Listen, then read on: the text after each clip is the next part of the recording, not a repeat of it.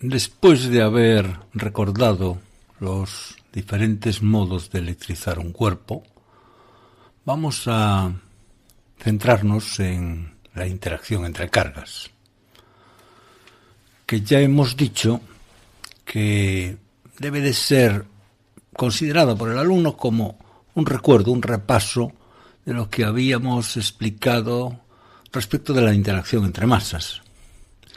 Porque lo que ocurría con las masas era que el espacio que rodeaba una masa había sido perturbado por la presencia de esa masa y se manifestaba en los alrededores de una masa una propiedad de naturaleza atractiva, de tal suerte que aparecía una fuerza mutua entre esa masa que decíamos perturbaba sus alrededores, y para decirlo nosotros empleamos la idea de que creaba un campo de fuerza atractiva en sus alrededores. Pues esto repetido es lo que debe de recordar el alumno para hablar de la interacción entre cargas. Cuando una carga se encuentra en el espacio, crea a sus alrededores, crea en su entorno una región en donde se manifiesta una interacción con otra carga, en este caso de naturaleza atractiva o repulsiva, según que la carga que se encuentra en sus alrededores sea del mismo signo o de distinto signo. Y acostumbramos entonces a decir que en los alrededores de una carga, o en los alrededores de una carga, existe un campo eléctrico, no un campo gravitatorio, porque la interacción que aparece es de naturaleza eléctrica. Quiere decir que si hubiese en el espacio una masa que además tuviese carga, sus alrededores exhibirían una interacción de tipo gravitatorio, siempre atractiva, y una interacción de tipo eléctrico, atractiva o repulsiva, según que en sus alrededores se colocase otra carga con masa, porque estamos suponiendo, claro, que en los alrededores de esa masa con carga tendrá que existir otra sustancia que pueda interactuar con esa masa con carga. Entonces tendrá que tener masa y carga. ¿Me explico? Bien.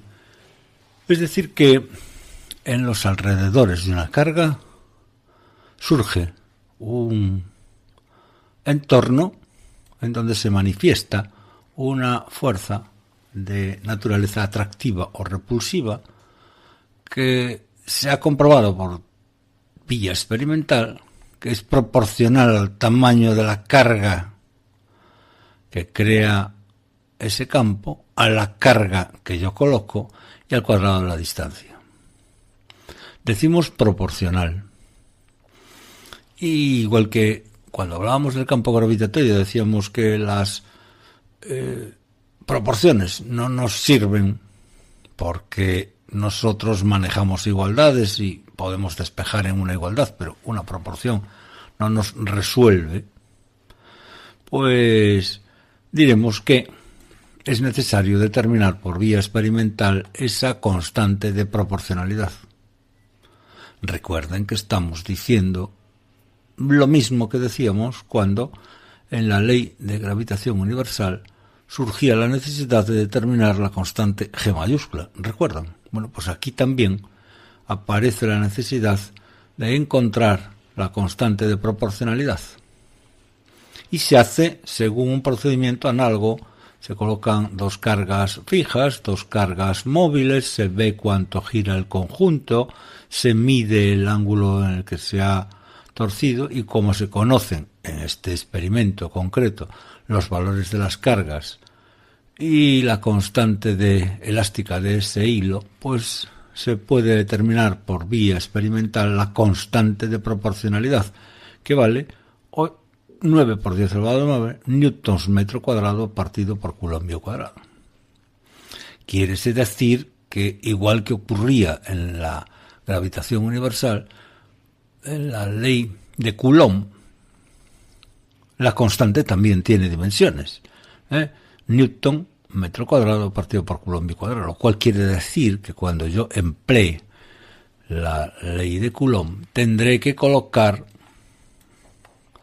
las cargas en coulombios, las distancias en metros y el valor de la constante, entonces 9 por 10 elevado a 9, para que la fuerza venga expresada en newtons.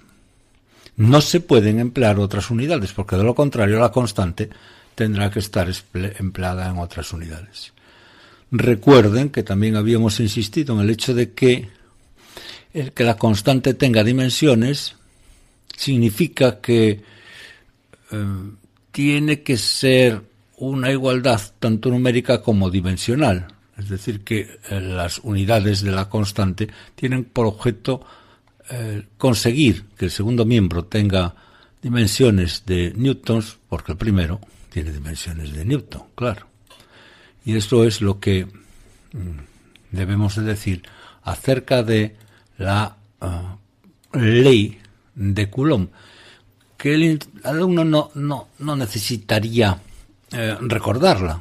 Si recuerda la ley de gravitación universal, se fijan, G era la constante en la ley de gravitación universal, M y M', y R al cuadrado. La magnitud activa era la masa, la magnitud activa es la carga. La constante era una, ahora es otra. Debemos de fijarnos en el hecho de que estamos hablando de interacción entre dos cargas. Es decir, que la fuerza de la que estamos hablando es una fuerza mutua. Esto ya lo tiene que tener claro el alumno, porque cuando estudió la interacción entre la Tierra y los cuerpos, recuerden, insistíamos en que era una fuerza mutua entre el cuerpo y la Tierra y el cuerpo era una fuerza que llamábamos, una pareja de fuerzas que llamábamos de acción y de reacción. Entre dos cargas ocurre exactamente lo mismo. Una carga negativa frente a otra carga negativa se repelen y aparece una fuerza de repulsión ejercida por una de las cargas sobre la otra y la de la otra sobre la una. Las fuerzas son mutuas y las fuerzas también son superponibles cuando son varias las cargas que actúan sobre un determinado punto. Es decir que la interacción entre dos cargas es muy fácil, el cálculo de la interacción es elemental, súper sencillo, no tiene ninguna dificultad. Recordamos aquí una serie de las características que hemos ido mencionando, pero cuando se trata de considerar la interacción entre varias cargas, la cuestión, aunque sigue siendo muy sencilla, no es simple, digamos. Por eso, cuando el alumno tenga que resolver algún ejemplo de la ley de Coulomb, de la interacción entre varias cargas, recuerden, lo primero era tener claro que las cargas tenían que estar expresadas en coulombios y las distancias en metros. Y ahora añadimos que como la interacción es mutua, tenemos que tener siempre presente que esta carga actúa sobre esta y esta sobre la otra. Esta sobre esta y esta sobre la otra. Y que cuando a mí me preguntan cuál es la fuerza que aparece sobre la que sea, yo tengo que fijarme en ella. El objeto de atención es eso lo que me digan a mí. Por ejemplo, díganme ustedes la fuerza de interacción sobre la carga A. Me importa cuáles son las fuerzas que actúan en este punto. No me importan las que ella ejerce sobre las demás. ¿Me explico? Entonces, tengo que calcular la fuerza, por ejemplo, que las cargas B y C ejercen sobre el punto C. Perdón, es que esta es la carga A. Sobre la carga A. Las cargas B y C ejercen sobre la carga A. Pues bien, tengo que saber con qué fuerza la carga B repele o atrae a la carga A, con qué fuerza la carga C repele o atrae a la carga A, y luego sumar vectorialmente esas fuerzas que he calculado de acuerdo con la ley de Coulomb. Es decir, supongamos, las cargas, como ven en la imagen sencilla que tenemos ahí, son esta positiva más 3 microcoulombios, esta negativa menos 4 microcoulombios. Y nos interesa, porque a mí se me ha ocurrido, saber cuál es la fuerza neta resultante sobre la de 2 microcoulombios. Entonces, como esta es positiva y esta es positiva, habrá una fuerza de repulsión dirigida hacia la izquierda, porque es repulsión, y estoy fijándome en la carga A. ¿Estamos?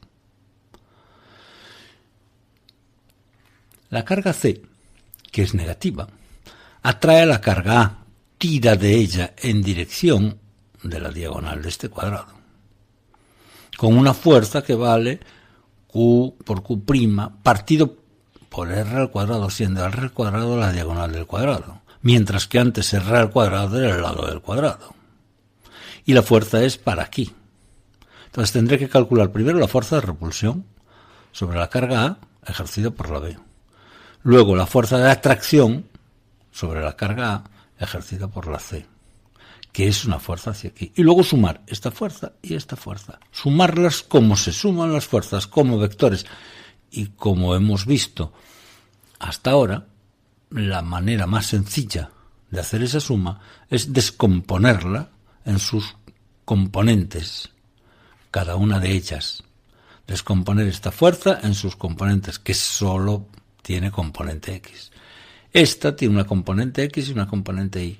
Y entonces luego sumar esta componente X con esta componente X, sumar quiere decir restar, y luego esta componente Y con esta componente resultante.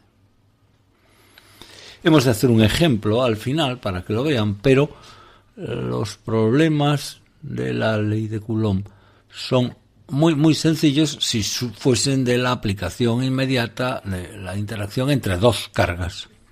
Tienen un poco más de complicación. Recordemos que esto está planteado para alumnos de primero de bachillerato. Requieren un poco más de complicación en el caso en el que las fuerzas, las cargas no están alineadas, claro.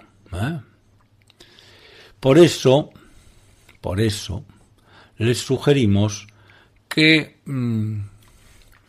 se fijen en la resolución de algunos ejemplos que vienen en el libro que consideramos texto para nuestros alumnos, un libro de SM que tiene interesantes ejercicios y los tiene resueltos.